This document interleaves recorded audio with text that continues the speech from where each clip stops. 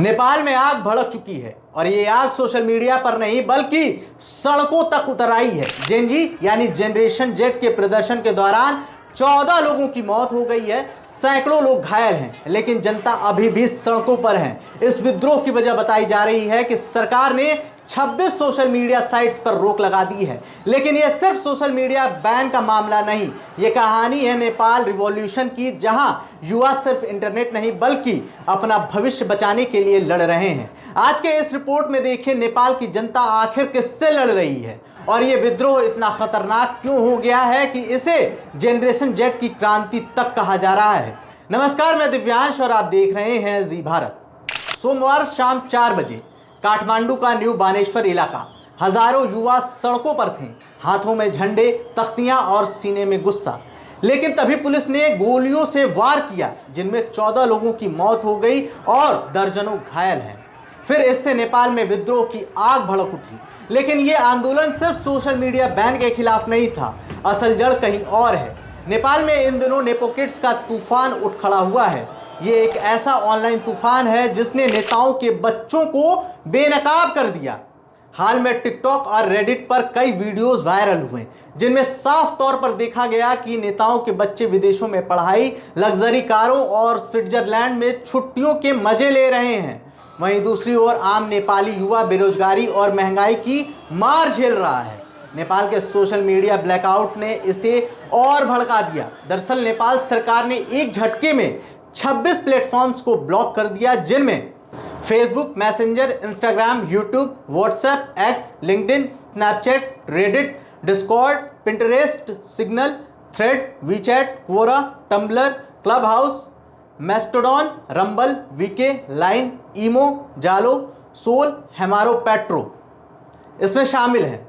नेपाल की telecom authority ने साफ आदेश दिया है कि अगर इन कंपनियों ने नेपाल में रजिस्ट्रेशन और लोकल ऑफिस नहीं खोला तो बैन जारी रहेगा। लेकिन इस बैन ने क्या किया? नेपाल के युवाओं से उनकी सबसे बड़ी ताकत यानी उनकी आवाज छीन ली और फिर सड़कों पर वही आवाज गोलियों से दबा दी गई। अब यह सिर्फ सोशल मीडिया या नेपोक्रेट्स का मामला नहीं बल्कि यह भ्रष्टाचार, बेरोजगारी और अन्याय के खिलाफ एक आग की तरह भड़क चुका है, क्योंकि काठमांडू की सड़कों पर हजारों स्कूली बच्चे यूनिफॉर्म में भी निकले थे, जिन्होंने भ्रष्टाचार बंद करो का नारा लगाया। सरकार ने कर्फ्यू लगाया, पुलिस ने बैरिकेड्स, कटीले तार, आंसू गैस, रबर बुलेट्स, वाटर कैनन सब का इस्तेमाल किया, लेकिन भीड़ नहीं रुकी। भीड़ ने संसद की तरफ बढ़ने की कोशिश की, जिससे नेपाल की राजधानी अब किसी युद्ध क्षेत्र से कम नहीं लग रही है। अब सवाल उठता है कि नेपोकिड्स कैंपेन इतना खतरनाक क्यों हो गया? दरअसल ये नेपोकिड्स का मामला नेपाल तक ही सीमित नहीं है।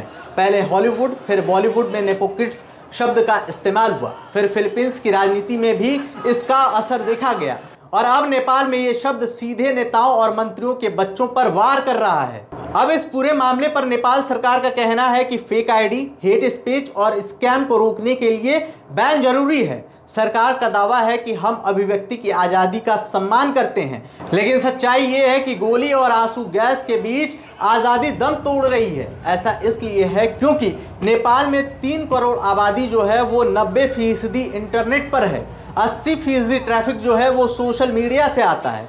फिर सवाल उठता है कि क्या सरकार अपने ही युवाओं की आवाज़ को रोकने के लिए ये बैन इस्तेमाल कर रही है? क्या नेपाल में अब लोकतंत्र खत्म हो रहा है? विशेषज्ञों का कहना है कि अगर सरकार से ये हालात नहीं संभले तो ये आंदोलन सिर्फ काठमांडू तक सीमित नहीं रहेगा। ये नेपाल में एक विद्रोह राजनीतिक सुनामी ला सकता है और ये सुनामी नेताओं की कुर्सियां तक बहा ले जाएंगी। ऐसे में नेपाल की सड़कों पर बहता खून सिर्फ गोलीबारी की वजह से नहीं बल्कि उस सिस्टम की वजह से है जिसने युवाओं की उम्मीदों को कुचल दिया है। नेपोकिड्स और सोशल मीडिया बैन ने एक पीढ़ी को जगा दिया है। अब सवाल ये है कि क्या ये विद्रोह नेपाल को बदल देगा या फिर नेपाल हमेशा के लिए अंधेरे में डूब जाएगा? इस रिपोर्ट में सिर्फ इतना ही, लेकिन आप जनरेशन जेड की क्रांति पर क्या सोचते हैं हमें कमेंट बॉक्स में जरूर बताएं और जुड़े रहें हमारे साथ, क्योंकि नेपाल और दुनिया की सबसे बड़ी खबरों का हर अपडेट आपको सिर्फ यहीं मिलेगा। अपना और अपने परिवार का ध्यान रखें, देखते रहें जी भारत। जय हिंद।